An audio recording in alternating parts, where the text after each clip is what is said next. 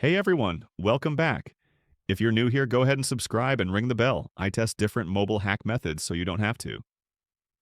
Today I tried a method that claims to give unlimited diamonds in Lands of Jail using only mobile phone. I ran through it myself and got results, so I'm sharing exactly how it went and what to expect.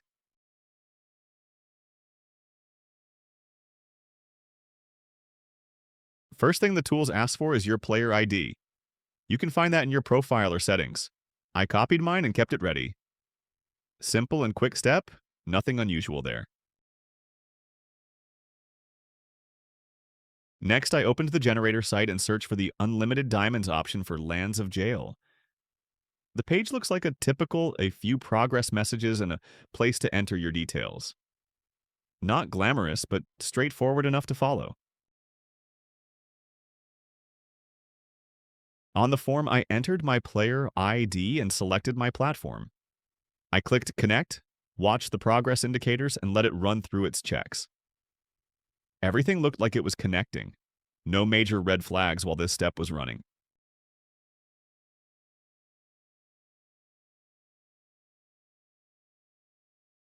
Next, I chose how much diamonds I wanted. I went with a large amount to see if it would actually add up. Hit Generate, and the tool processed the request. The interface showed the usual processing messages, and then it asked me to complete a quick verification step, in my case, downloading and opening a free app for a short time. I completed that exactly as instructed. It's a small extra step, but I followed it to be thorough. Q. After finishing the verification, I reopened Lands of Jail and checked my diamonds balance. The new resources were there, the balance increased to match what I requested. So in my test, the method did deliver the resources. It was quick and appeared in the game within minutes. So here's the bottom line. I tested this generator and it worked for me. The resources showed up after completing the required verification.